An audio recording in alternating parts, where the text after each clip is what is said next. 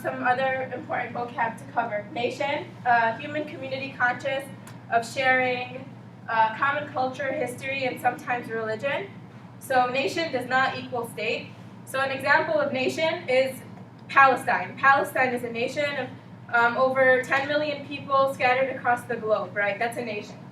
And then state, a political entity and a set of institutions that have authority over the population of a given territory. So an example of a state is Israel, the state of Israel. So what you'll notice during this presentation is when we say Israel, we mean the regime, the army, the military, we mean the institutions. When we say Palestine, we mean the land. And nationalism is the belief that the people who form a nation should have their own political institution, ideally their own state, and that the interests of that nation should be promoted and protected at all costs.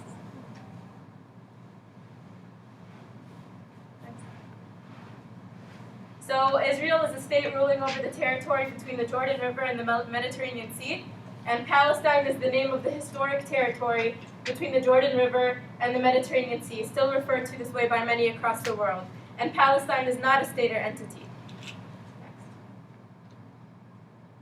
So the geography that we'll go through is Palestine, Israel, what now is the Palestinian territories, Gaza, and the West Bank. So what you'll see over here is the 1947 Jewish settlements that were put in after the British Mandate in 1948. So here you see like the shrinking of Palestine, right? So this is 1948. Palestine is orange, yellow, I can't tell. And then you see Palestine shrinking as it goes on. And this map was from 2008, and Palestine has shrunk even more in the last 8 years. So right now you see like little like clumps of land making up the West Bank, and you see the Gaza Strip here.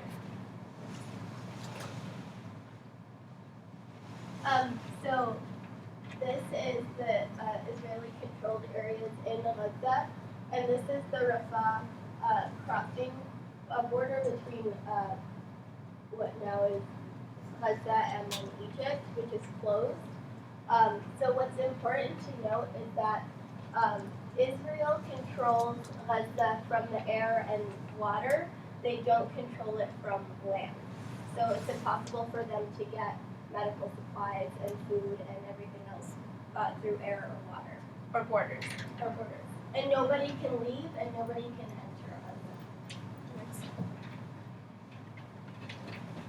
So this is just another picture. You see the Palestinian territories, which is Gaza Strip, the West Bank, and then here is Israel, what's known as Israel proper. And you see how the Palestinian territories are geographically disconnected, which is done on purpose. So this is just a clearer picture of the West Bank and Gaza Strip. Next. So the way we're going to present is kind of different than most presentations, probably about giving an introduction to Palestine, because we're not going to focus so much on the timeline or the chronology, because chronology has its shortcomings, right? Who decides which dates are important when the occupation is ongoing, right? So who's to say that today is not an important part of history? So next. So pre-1948, British colonized Palestine from 1920 to 1948, and before the British was the Ottoman Empire. So during British colonialism, you see a lot of Jewish immigration from Europe as a result of rising anti-Semitism and the Holocaust. But during this time, there's a general sense of coexistence, right? Christians, Muslims, and Jews are living in this land at peace. And then in 1917, the Balfour Declaration is created, which encourages the Jewish population to establish a state inside of Palestine. And the Balfour Declaration was written by William Balfour, who's a British ruler. And basically, Balfour Declaration can be described as Party C giving Party A's land to Party B. That's the analogy that's often used to describe what it is. And then during this time, there is an anti-colonial Palestinian nationalist movement against the British Mandate from 1936 to 1939. And actually, they employed boycott against British goods during this time in Palestine. So there's a history of boycott in the Palestinian movement. So when people say BDS is anti-Semitic, it's been used as a tactic by Palestinians from before the Israelis were occupying Palestine. It was used against the British too. So, next. So in 1948 was when the state of Israel was established in 78% of historical Palestine. And so the remaining 22% of Palestine was taken over by Jordan and Egypt. And so Jordan took over what is the West Bank, and then Egypt took over what is the Gaza Strip. And so in 1948, remember previously we had said that 750,000 Palestinians were expelled from their homes. And that is known as the Nakba, or the catastrophe. So 1967 is the setback, or Nakba, which we talked about earlier. And it was a war between Israel and Arab states that lasted 6 days. In this time, Israel took over Gaza, the West Bank, Egypt's Sinai Peninsula, and Syria's Golan Heights. So key here is that Israel is an expansionist state, right? You see it expanding and encroaching into neighboring Arab states and denying their neighbors sovereignty and autonomy. Next. So the 1980s are when the uprisings first started in Palestine. And so 1987 was the first Palestinian uprising against the Israeli occupation. And that uprising was completely nonviolent, and it consisted of unarmed mass protests in the West Bank and in the Gaza Strip. So the First Intifada ended with the signing of the Oslo Accords, which is a treaty between the Palestine Liberation Organization and then the Israeli government. And it was signed in 1994. And it brought an end to the First Intifada. And this is when the State of Israel formally recognized the PLO as the governing body of the West Bank and Gaza Strip. And then in return, the PLO recognizes Israel's right to exist. So the Oslo Accords were supposed to bring about a two-state solution, or a solution to the conflict, and that it failed. So as a result, you see, next slide, the Second Intifada. So the Second Intifada started in September of 2000. And it was different than the First Intifada because this one was violent. Or armed. Yeah. And it lasted up until 2005. So 5 years. So yeah, and then some important facts about the Second Intifada. At least 4,973 Palestinian civilians were killed over the course of the Second Intifada. Among them were 1,262 children, 274 women, and 32 medical personnel attempting to administer aid to injured civilians. More than 10,000 children were wounded during the 5 years of violence. And most of the deaths and injuries came as a result of airstrikes against densely populated areas in the Gaza Strip and major land assaults on various West Bank cities, villages, and refugee camps. And then during the Second Intifada, Israel began its construction of the wall, which is actually illegal according to international law, right? 2 years after Israel began the construction of the wall, the International Court of Justice ruled it as illegal and ordered the construction to be halted, and Israel did not comply or abide. And you see this as a trend throughout this presentation. So during the Second Intifada, the Israeli occupation forces demolished some 5,000 Palestinian homes and damaged another 6,500 beyond repair. Next. So, 2005, 2009, 2014, major events in Gaza. So, Israel began its occupation of the Gaza Strip in 1967. We talked about that earlier. And then formally withdrew in 2005. So, it's really important here to note that, like, when we say that Israel withdrew from Gaza Strip, that means they withdrew their settlers and their soldiers. But they did not actually withdraw, right? Israel still controls Gaza's borders, air, and water. And then you see here that even though they withdrew, they continue their military assaults every couple of years. So in 2009, Operation Kaslat, 1,400 Palestinians are killed during this time. This assault lasted a month, and over 400 children were killed during it.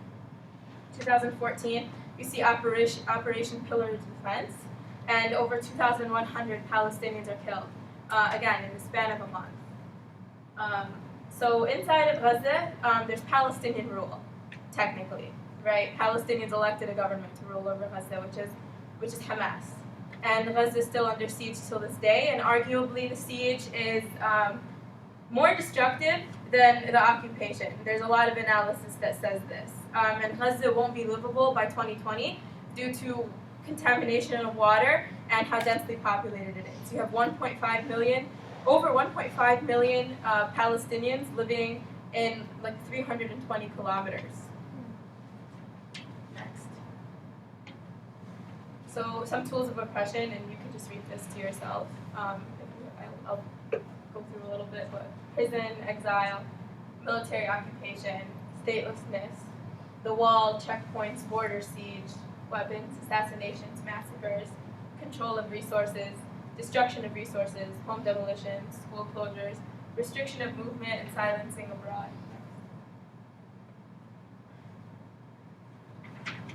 So arbitrary arrest and illegal imprisonment of the members of a racial group. Who wants to read this quote? Yeah, go ahead.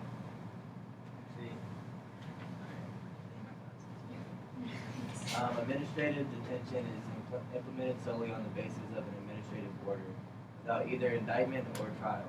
Under certain circumstances, this type of detention may be lawful.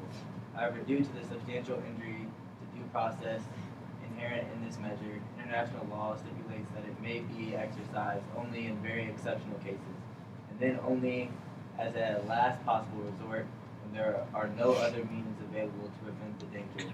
Nevertheless, Israeli authorities routinely employ administrative detention. Over the years, thousands of Palestinians have been held in Israeli custody as administrative detainees for extended periods of time.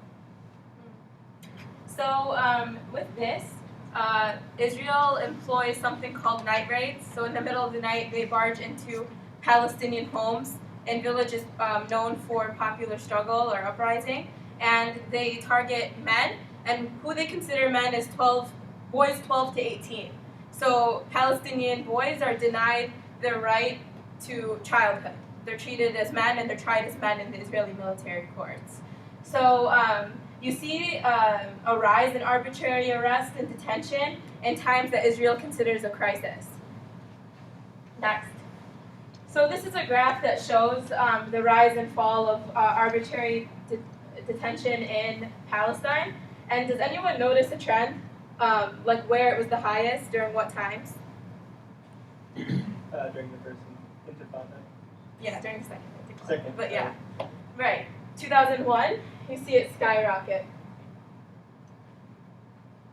So when Israel feels discomfort, you see a rise of arrest of Palestinians. And then another one is that they are denied the right to work. Who would like to read this one? Military checkpoints, settler-only roads, closed military zones, and settlement areas. Furthermore, since the 1990s, Palestinian entry to Israel to settlement areas in the occupied Palestinian territory to East Jerusalem from other parts of the occupied Palestinian territory, and Palestinian movement between the West Bank and the Gaza Strip are subject to a pervasive permit system. Permits virtually impossible to obtain that severely curtails Palestinian freedom of movement and the right to access their workplace. Together with the annexation wall, these restrictions serve to divide the Palestinian population into enclaves while depriving Palestinians of access to approximately 40% of the West Bank, much of which they traditionally use for agriculture. Approximately 30,000 Palestinians cross the annexation wall without permits in search of employment in the Israeli labor market, where they are subject to exploitation. What's important to note here is that we're not talking about Israel directly focusing on not allowing Palestinians the right to work. We're talking about the systems that hinder them to have the ability to go out and seek work. So things like the apartheid wall. About like 30,000 Palestinians try to cross checkpoints at the apartheid wall with and without permits to try and find jobs in the Israeli labor market. So, and even there, like, they're subject to exploitation. So, Next. So, next. So denied right to education. So this is a quote by Edward Said. The universities and the schools in Palestine are closed and opened by willful and punitive decree of the Israeli military authorities. When you consider that well over 2/3 of the population in occupied Palestine is made up of people under the age of 18, the sheer massive brutality of denying them school and college or university by systematic edict is extraordinary. At the same time, Jewish children and young people freely attend classes in their schools and universities, which are of a decent standard. There is now a generation of Palestinian children virtually being made illiterate, again by Israeli design and programmatic vision.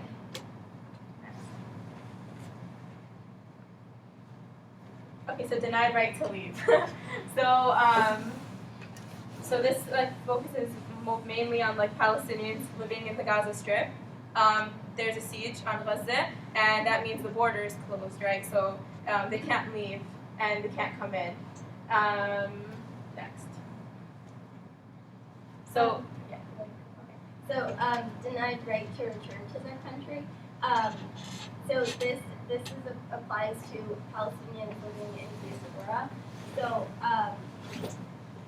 there's a UN resolution 194, that says Palestinian refugees have the right of return, but that has not been upheld in any way, shape, or form.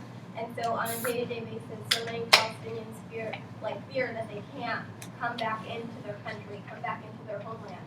And for me, my dad is 62 and my mom is 57. And 2 years ago was the first time that they have ever been back in their homeland. And that is because that they were not allowed to. They were born in refugee camps in Lebanon. So in masses, Palestinians are banned from returning to their homeland, and it doesn't even become a political issue anymore. It's an issue of you returning to your roots and your culture and being able to understand that and really live it.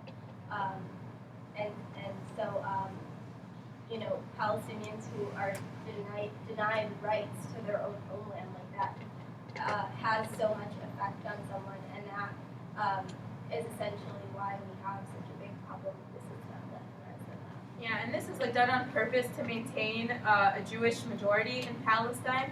So just keep that in mind. Next. Denied right to a nationality. So this quote: "I am a second-rate citizen, nationless in the Jewish state of Israel." And this is a Palestinian citizen of Israel, so a Palestinian who holds Israeli citizenship. So there are about 1 million Palestinians who hold Israeli citizenship, and we'll talk about the different groups of Palestinians later on in this presentation. Next. So denied right freedom of movements.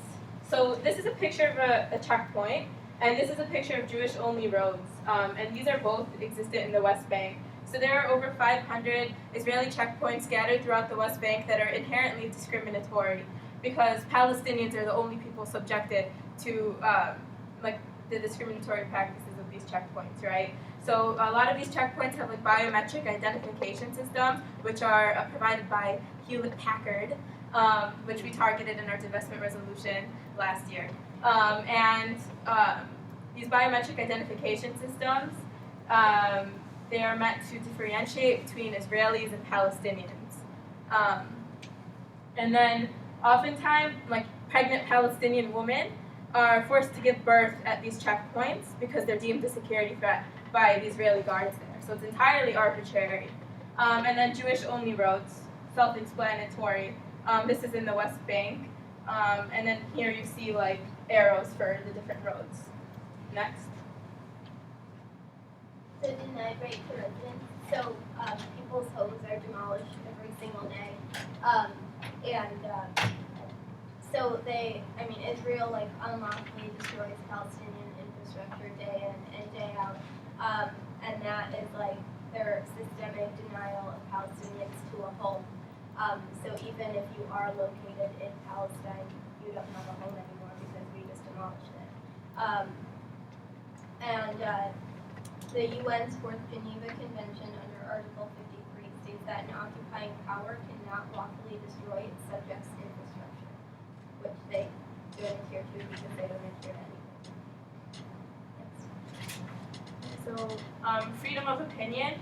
This is kind of like a complicated, it's not complicated, but it's a different one, right? Because you look at all of these other infringements on Palestinians' right to live, and this kind of seems like kind of a bougie thing to focus on, right? But it's important not to play like oppression Olympics. Like, the struggles of Palestinian citizens of Israel are just as important as the struggles of Palestinians elsewhere, because this is a result of like Israeli colonialism at the end of the day. Like, this is a symptom, another symptom of Israeli colonialism that's important to focus on.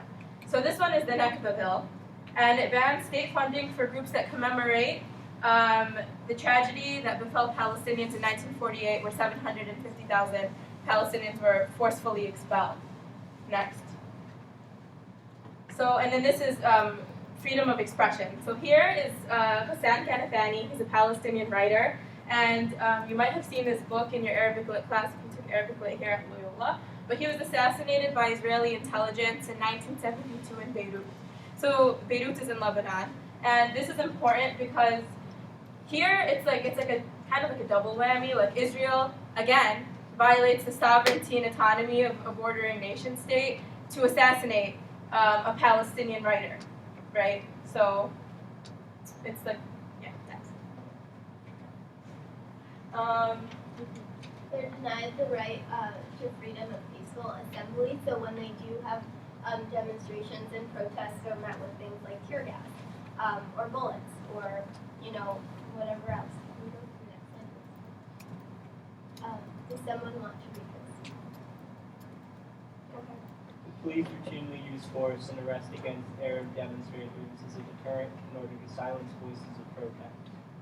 Anti-war protesters against the Israeli military operation, quote, Kasled, unquote, in Gaza, mainly Arab citizens, including many minors, were subjected to serious police violence. They further encountered disproportionate and systemic mass arrests, primarily on the pretext of their mere presence at the scene. Until today, 10 years after the fact, no police officer, commander, or political leader has been held accountable for the killings of 13 unarmed Palestinian citizens of Israel in October 2000 during demonstrations staged against Israel's brutal policies in the occupied Palestinian territory. Sound familiar? Anyone? It's really important, like, going through this to like link struggles and like consider like what this means like there and what it means here, because there's a lot of similarities, right?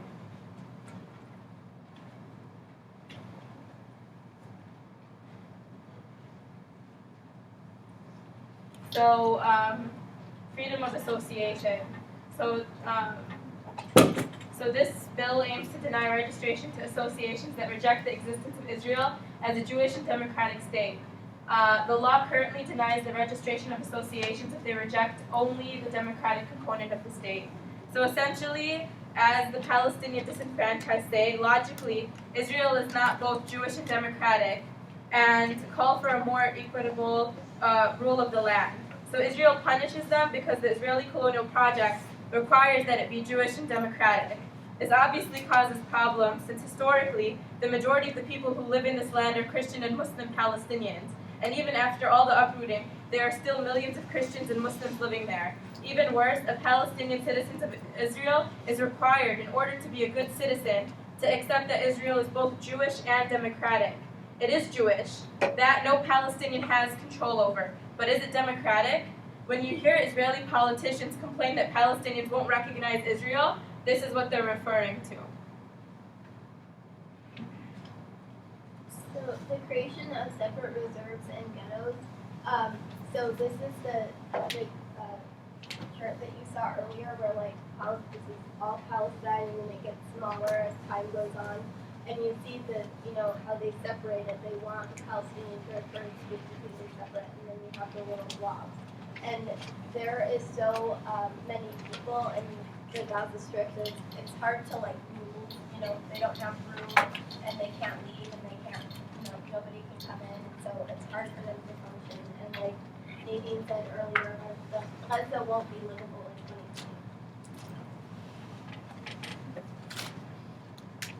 So Arab towns and villages in Israel proper suffer from severe overcrowding. and Arabs and Palestinians with Israeli citizenship only populate 2.5% of the total area of the state. So since 1948, the state of Israel has established approximately 600 Jewish municipalities, whereas no new Arab village, town, or city has been built. Next. Next. So, de facto prohibition of marriages. Does anyone want to read this slide? Okay, so I'll explain. Okay, so basically, like a Palestinian with Israeli citizenship cannot marry a Palestinian with West Bank ID. Well, they can marry each other, but a Palestinian with Israeli citizenship cannot give Israeli citizenship to a Palestinian with West Bank ID. So that means they can be married but live in separate territories. So they're separated, right? And this is kind of a new addition to one of Israel's 50 laws discriminating against Palestinians with Israeli citizenship. Next. So the Expropriation. of land and property. She's been working on it. Okay, so in a report written by United Nations Office for the Coordination of Humanitarian Affairs titled Demolitions and Forced Displacement in the Occupied West Bank, it was found that more than 60% of the Palestinian-owned structures demolished in 2011 were located in areas allocated to settlements. According to another OCHA report titled The Humanitarian Impact of Israeli Settlement Policies, the settlement population in the occupied territories is estimated to be at 520,000 and has been growing by 5.3% each year for the last decade. The report reveals that 43% of the West Bank, a Palestinian territory, is off limits to Palestinian use because of its allocation to settlements. So, even in Palestinian land, there are Jewish settlements, and so you're telling them that like this is their land, but then you're using it for other people. And this is also why this is an argument against the two-state solution, because you know the land that Palestinians have, Israel isn't going to withdraw from, and the land that Israel has put money into and has built settlements onto isn't going to give that land back to Palestinians because they just inserted all of that money into it. So, yeah, fun fact. So this is a really interesting one. So you see the CIA General Council like citing Israeli torture as an example for themselves, right? So the Israeli example, torture was necessary to prevent imminent significant physical harm to persons where there is no other available means to prevent the harm. And then here is a quote from the Israeli Government Commission in 1987 following the deaths of 2 Palestinian prisoners. And this is how the Israeli government uses their vocabulary against Palestinians, right? So the exertion of a moderate degree of physical pressure, torture, cannot be avoided. So just like the use of vocabulary and like how oppressive like vocabulary is in this sense, like they are like completely erasing and evading accountability for torture by using like nice language like this. Next. So a recap. We talked about how Palestinians are denied the right to work, the right to education, the right to leave and return to their country, right to a nationality, right to freedom of movement and residence, right to freedom of opinion and expression, right to freedom of peaceful assembly and association, arbitrary arrest, creation of separate reserves and ghettos, prohibition of marriages, expropriation of land and property belonging to a racial group, and subjecting a racial group to torture. Next. So what does this all add up to? Apartheid. That was not for you. Anyway. I second that. So, apartheid, as defined by the United Nations, is arbitrary arrest and illegal imprisonment of the members of a racial group. Next.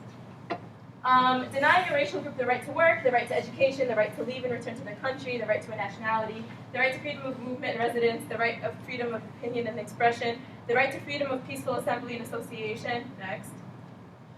Creation of separate reserves and ghettos, prohibition of mixed marriages, expropriation of landed property. Next. and torture. Next.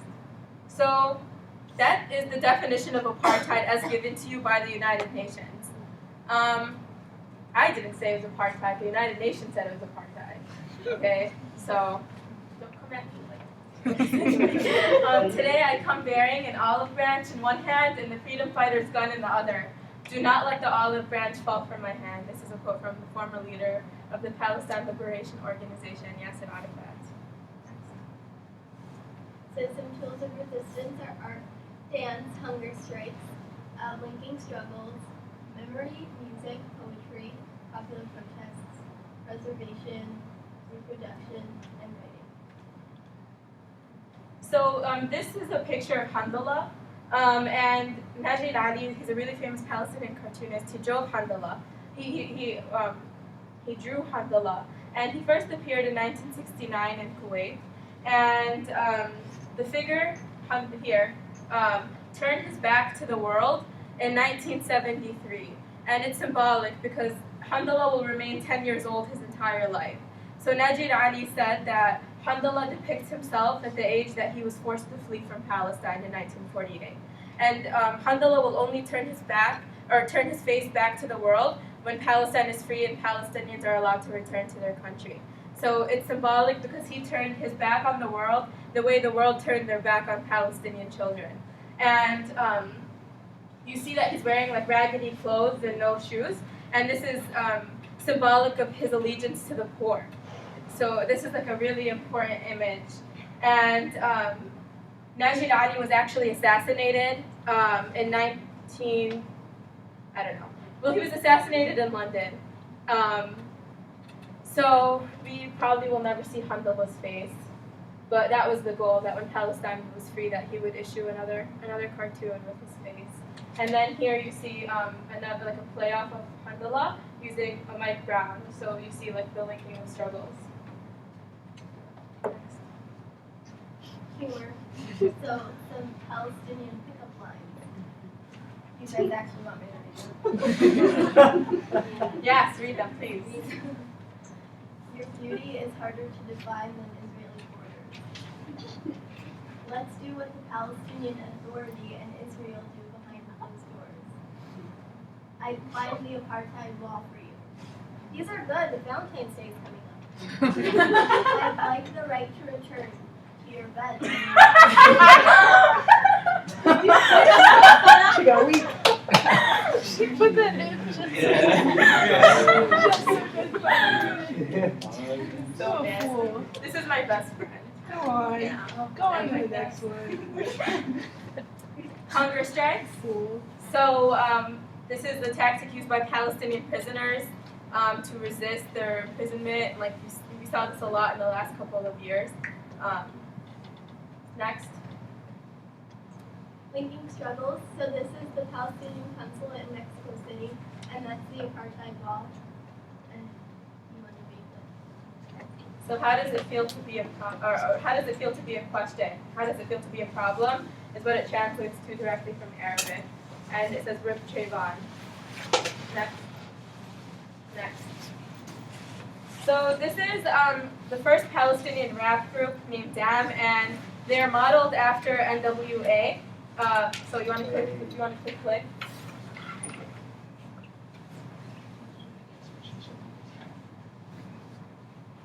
Is the sound working?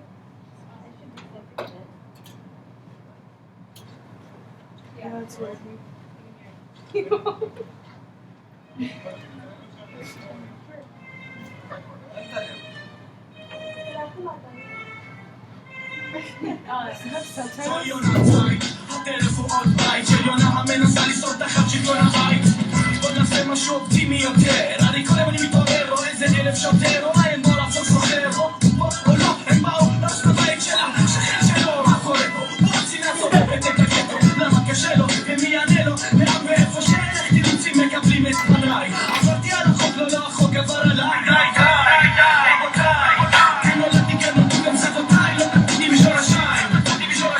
that song is called Born Here. You know, if you like it, you can search it later. It's by Dan. Next. Dan came to Loyola 3 years ago. So poetry. The fish, even in the fisherman's net, still carries the smell of the sea. So throughout the Arab world, Palestinians are known for their poetry. We have some of the best poets. Throughout the Arab world, we have Mahmoud Darwish, Murid Barghouti, and most of the poems that Palestinians write are about indigeneity and the feelings of displacement and loss and exile. Next. Go ahead. So another form of resistance is popular protests, and so on your left, that would be Nakba, the Nakba Day in 2011 in South Lebanon, where there are a lot of refugee camps that Palestinians reside in. And then this one is in March of 2011 in the West Bank. So preservation is a big one. Because we were forcefully expelled from our homes, but memory is a big thing, right? Like our grandparents passing down the stories of their Nakba experiences and telling us the stories of like their displacement, and that's like one way that we can hold on to our culture. Another thing is like the key. So because Palestinians that were expelled in 1948, a lot of them saved the keys to their homes, hoping that they would go back one day and be able to use them to get in. And unfortunately, it hasn't been the case, but hopefully it will be in the future. But this is another thing, passing down the key to the home that you were expelled from. So you hear it's complicated a lot, and I think it's important to talk about who made it complicated and who is it complicated for. Next. So Palestinians are divided into three groups essentially, right? So Palestinians from 1948. Palestinians from 1948 that were expelled in 1948, or it happens that they were able to stay and get Israeli citizenship down the line, and that was the minority. And then Palestinians residing in the West Bank, and then Palestinians residing in Gaza. So there's Palestinians with Israeli citizenship, there's Palestinians in Jerusalem with a green ID, Palestinians in the West Bank, Palestinians in Gaza, Palestinians in refugee camps in Palestine, Palestinians in Lebanon, Palestinians in Syria, Palestinians in Jordan, Palestinians in the greater Arab world, and then Palestinians in the diaspora, aka like Europe, the US. So Palestinians are like systematically like divided with different ID systems, different citizenships, and are subjected to different laws depending on where they're residing. Next.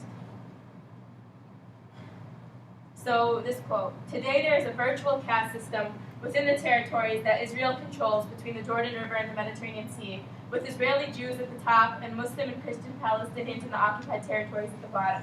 In between are Palestinians with Israeli citizenship and Palestinian residents of occupied East Jerusalem." So a lot of the time you hear, why Israel? Why Palestinians? And you hear, like, why are you singling out Israel? And it's important to know, like, we're not the ones singling out Israel. Israel is singling it out itself. The U.S. is singling out Israel when they give Israel $3 billion a year in military aid. The UN is singling out Israel when they don't hold them accountable to international law, right? So you see Israel evading accountability throughout its history. And so it's not us that are picking Israel. It's the world powers that are picking Israel and singling Israel out. So, hold on, back a little bit. So I wrote this down.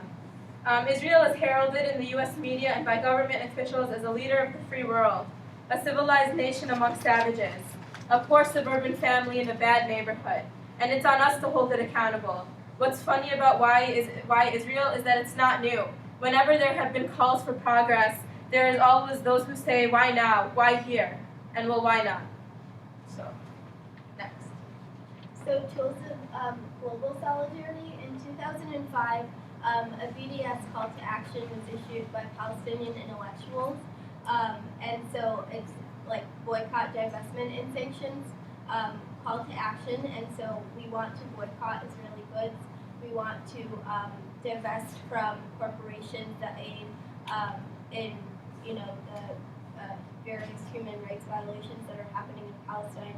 And we want different countries to sanction Israel. We want them to completely boycott from Israel. And BDS has 3 demands that are already mandated by international law. It's very important to note that they are already out there. They're mandated and they're just not being followed. The first one is to end occupation of Arab lands occupied after 1967 and the dismantlement of the wall. Number 2 is equal rights for Palestinian citizens of Israel. And number 3 is the right to return for Palestinian refugees. And so far, none of these have been met. Next slide. So this is just some sources if you're interested in getting more information. But are there any questions? Is there anything new you learned from this presentation? And is there anything more you want to know? Okay, so I have 2 questions. My first question is about the 6-Day War. Was someone helping Israel in their winning that war? I just don't fathom the fact that that's possible, that they won it against all of the Arab nations surrounding them. So during the 6-Day War, because keeping in mind that the neighboring Arab states surrounding the state of Israel, the leadership resulted from European colonialism, right? So these European colonial powers put puppets in the surrounding Arab states, and because of that, it's almost fact that the king of Jordan at the time gave Israel a heads up that the Arab states were planning an attack. So that's a big reason why it's considered that's a big reason why Israel was able to mobilize his army that fast. And then another thing is that's really important. So Israel was being provided tanks and guided warplanes by the U.S. government. But then the U.S. government was also supplying some weapons to Egypt at the same time. So you saw the U.S. funding kind of both sides of it. And then also during this time, this is the beginning of the U.S. and Israel alliance, because around this time, the U.S. had just lost the war to Vietnam. So there's something called the Vietnam syndrome. And it's basically the U.S. felt its masculinity had almost been violated or belittled. And then as a result, they saw Israel growing and expanding, and they said, this is a potential partner for us in the Middle East. And this is who we want to align ourselves with. So, and do you have another question? Yeah, so then my second question was, I hear some people are on media identifying themselves as Israeli Arab, but aren't they just Palestinian, or is that wrong? I just don't get how you can be. So I can't judge Palestinian citizens of Israel for the way that they identify, but it's really important in saying Palestinian citizens of Israel, because saying Israeli Arab or Arab Israeli kind of implies that these Palestinians immigrated to Israel, when that's not the case. Israel encroached upon them and sucked them into the state, right? So it's kind of inappropriate to say Arab Israelis or Israeli Arabs, but at the same time you have to keep in mind that vocabulary, maybe the people identifying that way don't have access to the vocabulary that we have access to, and that's their experience, and I'm not going to judge them for the way they identify. But personally, looking from the outside, well, I am Palestinian, so I'm not really looking from the outside. But it's important to say Palestinian citizens of Israel. Yeah, and a lot of the time you hear the same thing with Native American, or African American. A lot of people kind of use that same mindset. Saying African American is I guess inappropriate, because Africans did not migrate here. It was not a natural phenomenon, right? They were forced here. So America sucked them in, not the other way around. I don't know. So yeah. Yes. Okay, my question is when you say the Gaza Strip won't be able to be livable in 2020, why do you say that? Is there not a way to prevent that from happening? So the United Nations said that Gaza Strip won't be livable by 2020, and it's not as though all Palestinians in the Gaza Strip will drop dead or the Gaza will like disappear. It's it's still going to be there, and Palestinians are still going to be inside. But what that does mean is that because of water contamination and because of the small territory and the growing reproduction of Palestinians inside of the Gaza Strip, that it's going to become overcrowded and unbearable to live in. And it's going to become even more uncomfortable than it already is. And then also because of unemployment and the destruction of the last 2 assaults on the Strip, and then you also have like the siege, which bans materials from getting inside the Gaza Strip to rebuild. So I guess it could be livable if Israel complied with international law and allowed Palestinians living inside the Gaza Strip like a right to like autonomy. So basically, you're saying it's not really like attainable to change that because the United States looks at Israel as their ally. Yeah. Right. Basically, just what I want to know is what is like the ideal outcome for the people living there right now, and like what are they working toward? So I think it's important to say that we can't really speak on behalf of the people living there because everyone wants something different.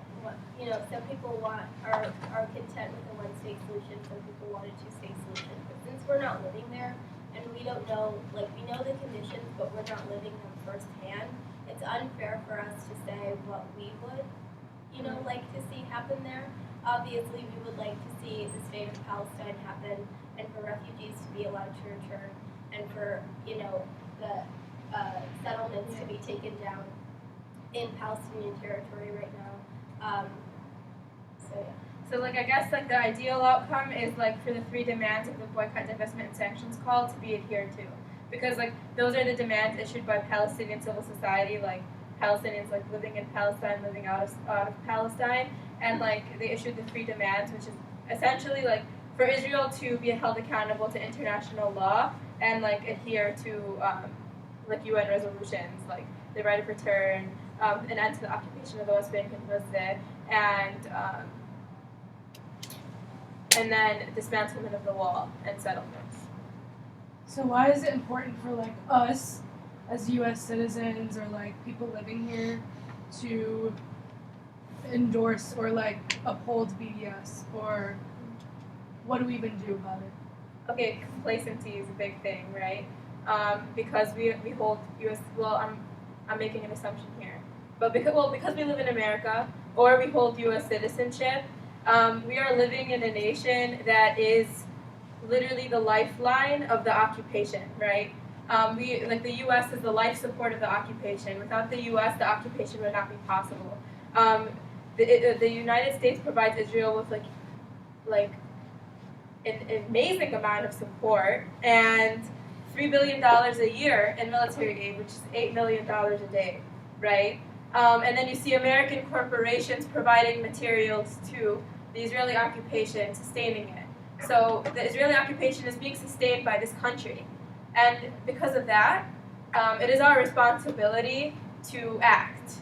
And that's how I see it. You mentioned BDS being used as a strategy or tactic to stand in solidarity. Are there any other strategies being used besides BDS?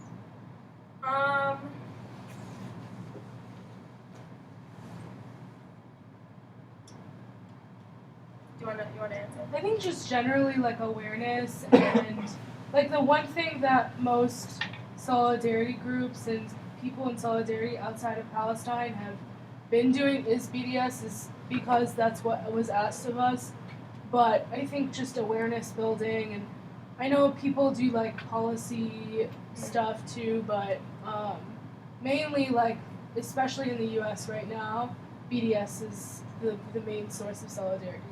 Yeah, because there was a Palestine solidarity activism pre-2005 before the BDS call was a thing. So that was generally what it was, demonstrations, campus activism. This is not this. We plug BDS in this event, but this is a way to, you know what I mean? Yeah. Be in solidarity with Palestinians. So, yeah. Any other questions, comments? Okay, well, thank you for coming. And if you did not sign up for SJP's listserv, go ahead. And she has an announcement. Yeah. So in April, we will be hosting Israeli Apartheid Week. And so it'll be a week-long of events that will happen